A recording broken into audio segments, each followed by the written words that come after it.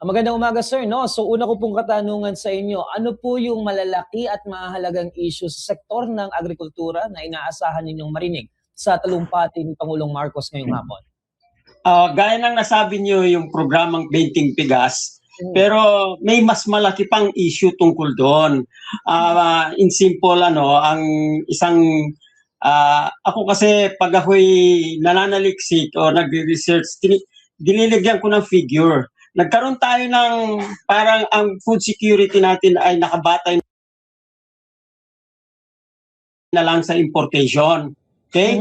Mula sa bigas, sa sugar, sa kape, sa onion, garlic, karne, etc. So, natuos ko nga ang kabuang porsyento ng ating food imports is almost 31%, more or less, ng ating mga kinakain dun sa sinasabi nating food economy. At ito ay hindi maganda kasi pag ikaw ay nag-i-import, kunyari, sa bigas, pag nag-import ka ng 4 tons, nawawalan ng trabaho ang isang magsasaka at isang farm worker na katulong niya. So, pag yan ay dumami, katulad ng noong 2025, nag-import dun sa nagsimula yung 4.7 million metric tons na yan, ay napakalaki ang nagiging impact sa kalagayan ng rice ng magsasaka sa rice farming. Ganon din sa sugar, no? Noong last year, itong crop year lang na ito, nag-import ng 450,000 metric tons ang bansa natin, ang gobyerno, tinayagan yon. Samantalang ang dapat lang sanang ma-import ay 50,000 metric tons.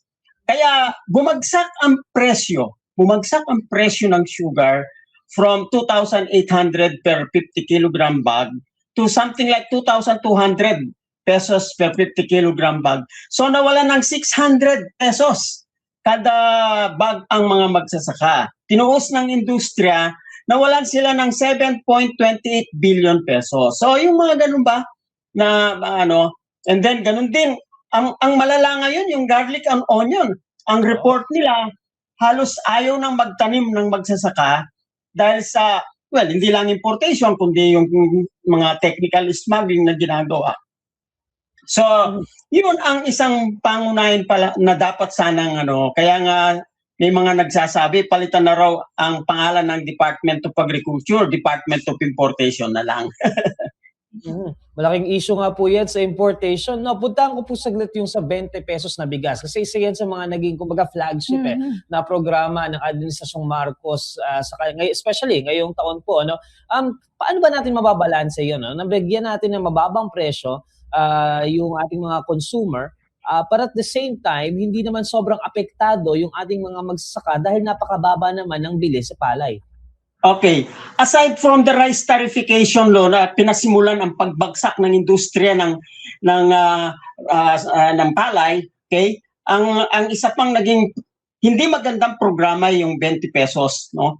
Kasi kung magiging reference point mo yung 20 pesos, ang ibig sabihin, ang presyo ng palay ay 10 piso na lang. Kasi ang formula diyan ay presyo ng bigas divided by 2, yun ang presyo ng palay. So kung i-divide mo ng 2 yung 20, that is only 10 pesos per kilogram palay, which is way below, which is only about 60 to 70% na nang dapat. Kasi ang cost of production nagre-range ng ngayon 18 to 20 pesos per kilo. So ang ibig sabihin, para makapagbili ng 20 pesos doon sa 20 program ng Pangulo, kailangan nilang isubsidize ng 30 pesos yung pinagbibili nila. Kasi nga, bibili nila ng 50 pesos para hindi maapektuhan ng mga magsasaka, okay? Ang subsidy rate is 30 pesos per kilogram. Hindi mo masusustain yan, lalo na doon sa kanilang pinapangako na kailangan daw ito'y lumaganap sa 85 provinces ng bansa at masuportahan yung about 10 million families. So kung i-multiply mo yan ng 30 pesos, 30 kilograms per month ang subsidy nila, napakalaking halaga ang kailangan ng gobyerno. That is unsustainable. Ngayon, kung yun naman ay manggagaling sa tax, yun ang sinasabi namin transfer of tax payment. Manggagaling din sa pera ng taong bayan yan. So, hindi siya, in short, hindi siya sustainable. Isa lang siyang pangako na hindi ko alam kung sinong nagtanim sa kanyang para sabihin niya palagi yun. At hindi ko naman maintindihan itong mga Department of Agriculture at hindi nila tinatama. Talagang magiging negative yan sa mga magsasaka. Although, yun na nga, pinapaasa yung mga mamimili na hindi mo naman pwedeng sisihin kasi nga marami sa atin ang walang trabaho o kapos ang kinikita. So, kaya kailangan nila ang murang bigas. Rice being our staple food. Dugtungan ko lamang yun, sir, no? So, ito yung conversation, ito yung diskurso na meron tayo ngayon, ito yung sitwasyon natin at present. Meron bang mekanismo? Posible ba yun na mababa yung presyo ng ating mga bilihin, including yung mga bigas, no? Pero hindi natin naiiwan naman yung ating mga magsasaka. Posible po ba yun? Ang sabi ko nga, posible yan. Pero isa siyang forma ng subsidy. Okay? Paano mo isasubsidize palagi yung ganon? Okay? So, in short, hindi siya sustainable. Hindi mo siya pwedeng i-sustain ng mahabang panahon. Okay? Isang programa na nililihis lang yung kaisipan ng tao na nangangako ka na akala mo, pwedeng-pwede. Hindi naman talaga. So, yun lang ang gusto naming ma-stress. Napaka-damaging nung ganong klaseng programa. Okay? Isusubsidize mo yung pagkain ng tao at saan mo kukunin yung pera niyan na pang-subsidize. So, idadagdag mo yan sa budget kung gagawin mong institutionalize. Kaya nga, as a whole, yung concept natin ng ayuda dito na ano naman yung 4Ps, kaya nga tinataasan na yung 4Ps ngayon, may ng 100 billion. Okay? So, mga ganong klaseng na una, napatunayan sa Argentina, unsustainable yung ganong filosofiya o practice, yung dole-out mentality na pinopromote natin. So, yun lang simpleng paliwanag doon at nalalagyan naman namin ng figures yan kung i-compute, okay? So, ganun ang ibig sabihin nun, okay? Dr. Chodoro, isa sa sinasabi nyo, sa nakikita natin, hindi sustainable itong subsidy program, para siyang band-aid solution eh. Ano naman Correct. yung sa nakikita nyo na pwedeng gawin ng pamahalaan, no? At least in the last 2 years na uupo pa si Marcos bilang president, para at least maging mas sustainable yung solution na ibibigay in the agriculture sector? Okay, alam mo, interconnected yan mga ganyan eh. Ang isa pang nagpapataas ng presyo ng pagkain ngayon, nominally, yung ating peso devaluation. Or na-inflate pa ito sa pagtaas ng presyo ng langis, na tataas ang presyo ng production inputs, yung logistics. So, napakahirap. At this point in time, medyo very difficult. Kaya nga, sa akin, medyo hindi na ako umaasa na i-address pa niya ito kasi pag nagsimula ka sa mali, hanggang dulo magiging mali eh. Kasi gusto nilang i-sustain yung ilusyon na yan, yung pangako nila na ibaba ang presyo ng pagkain, pero hindi naman ina-address yung root cause, bakit bababa ang presyo ng pagkain. Pagdating sa peso devaluation, ang root cause nito ay yung ating corruption, yung malaking nawawalang pera dahil sa corruption na yan. Konti na lang ang pumapasok na investor dito dahil nga sa corruption. Yung South Korea nga, pinutol yung kanilang tulong dito, yung kanyang loan, kasi daw baka corrupt lang, yung mga ganun ba. So, kung ang entry point natin, itong paano tumakbo ang gobyerno ng BBM ay rooted dito sa corruption. So ako hindi na umaasa nitong nalalabing 2 taon ni BBM. At ang sinasabi ko na lang sa aking mga kasama, sa aking mga anak, nabuhay tayo ng 4 na taon, ito naman sigurong 2 taon na susunod, ay kaya nating isurvive ang ating mga sarili. At sana matutong bumoto ng tama sa susunod na eleksyon. So yun lang ang aking pananaw ngayon na irreparable na kasi ang failure sa academic terms ang ginamit ko, systemic yung pressure ang failure niya. So paano mo i-correct yung systemic failure na yan? Alisin mo yung cause ng systemic failure. So ibig sabihin, tapusin na. Sana eleksyon na bukas, 2026. Kaya ganun ang aking pananaw. Pasensya na sa ating mga kababayan na wag na silang umasa. Alam mo, naghiringalo ang maraming industriya, kagaya ng sugar industry. Okay? Dahil sa over-importation din ng sugar, yung pagbagsak ng sugar, tapos dumating pa nga itong problema sa peste, yung red stripe pest na ang gusto nila ay sprayan, di lalong damaging yon, yung mga ganon. Yung mga nagtatanim nga na sibuyas, ng garlic, halos ayaw na magtanim nga kasi nga bukod sa maraming smuggling, nandiyan ang na-occupy na kagad ang mga storage facility ng mga big traders, so on so forth. So, hindi ko masyadong maintindihan bakit nila pinapayagan itong mga ganito. Okay? So, yun, quickly, ang pwede nating may paliwanag. Dun sa aking ginawang paper naman, ay naka-quantify lahat yan. So, yan, kung yung numeric aspect na sinasabi ko, pwede naman lagyan. Okay? Doc, meron din tayong inaasahan na paparating na El Nino. Paano pa nito mas maapektuhan yung agriculture sector at ano yung mensahe nyo sa administrasyon? Baka malay natin no, nakikinig sila kasi sabi at even 1 hour before his speech ay may mga changes pa rin dun sa script ng Pangulo. Ano po ang mensahe ng mga magsasaka considering yung mga El Nino na paparating, yung pagbaba palalo ng ekonomiya? Mensahe po ninyo. Alam mo, as early as nung pumapasok pa ito, kasi isa yan sa yung impact ng climate change, isa yan sa topic na nung pa pinag-aaralan namin nire-recommend na nga namin, bakit kasi puro palay ang tinitingnan natin?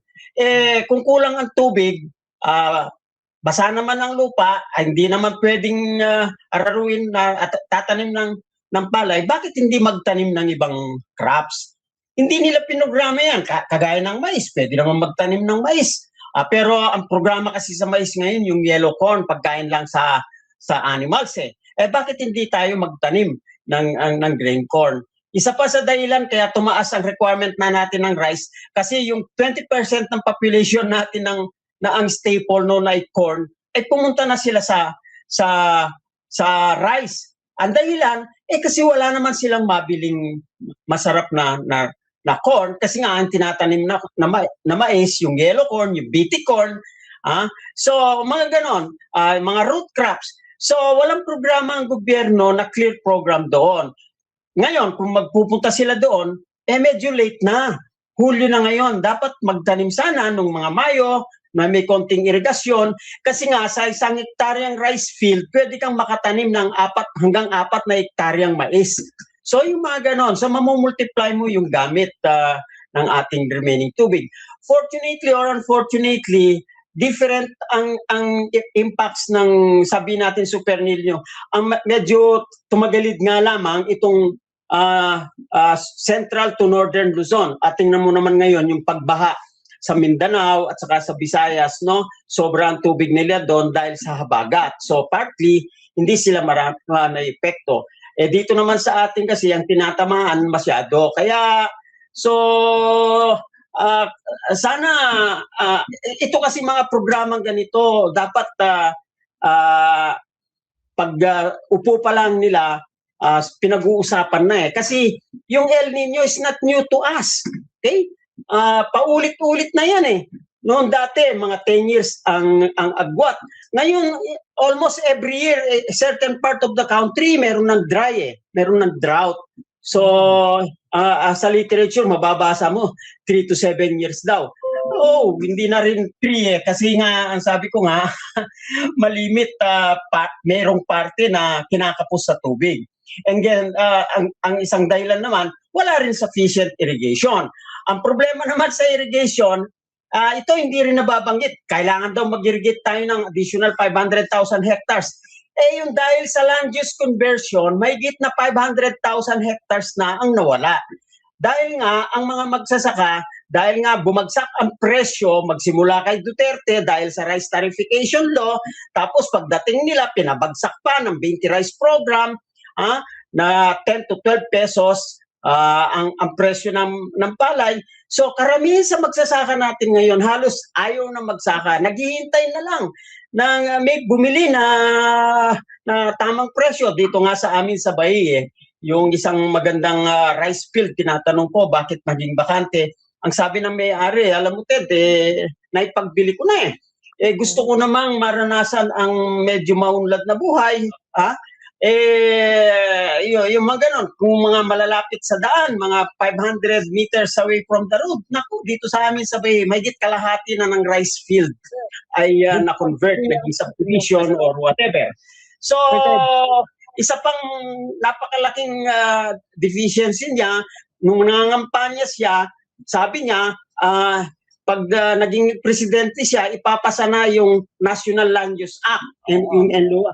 Pero hindi naman nung nag-ano siya hindi naman niya pwede ko yung nababanggit natin, no? You mentioned kanina, may mga kakilala kayo na binibenta na lamang yung kanilang mga lupa dahil ayaw na nilang magsaka, no?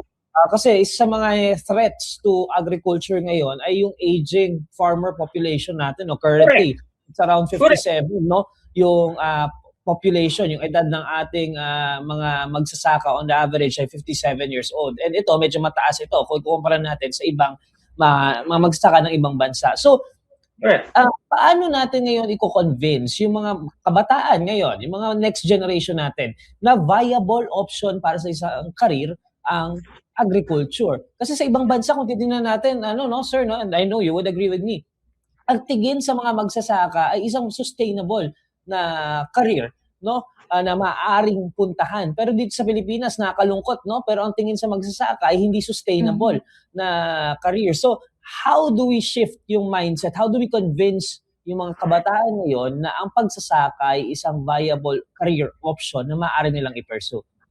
Napakaganda at napakalalim, napakalawak ng tanong mong yan, Neil. Isang dahilan kasi nga ayaw na magsaka ng mga kabataan ngayon ay wala namang kita. Nakikita na yung puro hirap na lamang. Pagkatapos ng maghirap ka sa 4 na buwan, tapos after nung anihan, lugi pa. Okay? So, paano sila maengganyo? Ang ikalawa pang ngayon, ang ginagawa na lang nila, i-convert sa high value crop production. Doon nga sa Negros, narinig ko sa ko sa Facebook kanina, 1,000 hektarya ng tubuan ang kino-convert ngayon sa coffee. Kasi nakikita nila, mas kikita sila sa coffee production. Tama nga naman kasi nag-i-import tayo ng ating kape ngayon. Kalahati ng kino-consume natin ng kape ngayon ay ini-import na lang natin. So in the next 10 years, ang imbusyon nga nila, mabawasan ito at makapagtanim ng 10 milyong kape para naman hindi na tayo mag-import ng kape. So yung mga ganon. Ngayon, ang nangyari pa rin kasi, itong pagsasaka ay monocropping. Kung rice, ang sinasabi nga namin, if you want to remain poor forever, be a monocrop rice farmer. Puro rice na lang, napakababa pa ng kailangan, ang sinasabi nga namin, mag-pursue ng integrated, diversified organic farming system. Pero hindi naman yan ang itinuturo ng mga kolehiyo sa pagsasaka. Kaya sabi ko, napakalalim ito. Ang expertise na tinuturo sa mga agricultural natin ay monocropping, plantation crop. Ayun kasi ang madaling ituro, madaling gawin sa bukid. Okay? So kung gusto mo man mag-diversified farming ngayon, kagaya ko, meron akong maliit na sinasaka ngayon dito, magbuhat na mag-retire ako, saan mo kukunin yung maraming seeds na kailangan? Kasi nga, related sa food sustainability and health, meron akong naisulat na libro na ilo-launch na nga sa August 11, ang title niya ay Food Nationalism. Naka-anchor siya sa food biodiversity. For our health, we need to eat at least 20 different food species in a week. 20 to 30. Hindi yan eh. Kaya marami tuloy nagkakasakit related ito sa health program. Okay? So, yung mga ganon. Kaya, frankly speaking, hindi lang naman nung magsimula siyang maging presidente kaya nagkaroon ng malaking problema ang agriculture. Matagal na rin ito eh. Pero, yun na nga, lumala ng lumala. Sunod na presidente, patuloy pa ulit-ulit yung mga pangako eh, no? Food, mga pangako pa ulit-ulit na modernization ng agriculture, suporta para sa mga magsasaka, food stability. Pangwakas na lamang, sir, no? Do you think na nawakasan ni Pangulong Marcos yung paulit-ulit na mga ganung pangako na napapako? O nagpatuloy lamang yung ganung pangyayari dito sa ating bansa? Ang scientific assessment nga namin, it is a systemic failure. So lalong lumala, lalo niyang pinalala kasi sa malaking ang failure niya sa governance. So ito ang magiging challenge din mga kabataan. Sana makita rin nila ito. Sana yung aking libro maging basis yan ng pagtuturo ng agriculture, ng food safety, ng food and nutrition. So yun, sana makapagpadala kayo ng representative later on para may cover at makita natin at mabigyan ko rin kayo ng kopya ng aking libro. Hindi ako'y author nito, pero yun ang solusyon sa ating komplikadong problema sa pagkain. Kasi ang ibig sabihin ng food nationalism, we grow, eat, and cook our own food. Okay? We grow. Marami na sa atin ngayon ang nakalimot na magtanim eh. Dito sa amin na nakakaya at nakakatawang sabihin, ako na lang yata ang mahilig mag-garden. Kaya tuloy yung aking garden, parang community garden. Kung gusto mo ng kamote tops, malunggay, pagdahan mo, sige, kumuha ka na lang. Okay? So, hindi rin sustainable ito. Kasi nga, bakit hindi rin sila magtanim? Kadaming idle lands natin. Ang isang nangyari ngayon, kung titingnan ninyo, napakaraming idle lands natin. Kaya hindi tayo dapat magutom. Huwag nating ihasa sa kung sino man ang magiging presidente. Panghuling ko ito, no? Hindi po tayo dapat umasa. Ang nangyari kasing kultura natin, palaasa tayo. Naghihintay tayo ng isang pangulo na parang misaya na cure all. Kaya niyang lutasin lahat ng ating problema. Pero kung tutusin, ang mga problemang ito, nanggaling din sa atin. Una, bakit kasi siya binoto? Okay? So, yung mga ganun ba? So, yun po ang ating panawagan. Komplikadong problema nito, Doc, no? Kaya kailangan bantayan talaga natin kung ano yung sasabihin ng ating Pangulo dito sa kanyang talumpati mamaya. Pasensya na, sir, no? Wala na po tayong oras, pero hopefully we can have another platform naman. Pag-usapan po natin ito because definitely ang sektor ng agrikultura, Bel, no? Importante mapag-usapan natin yan. Again, maraming salamat po, Dr. Teodoro. Salamat. Sige, salamat sa iyo, Neil, Evelyn.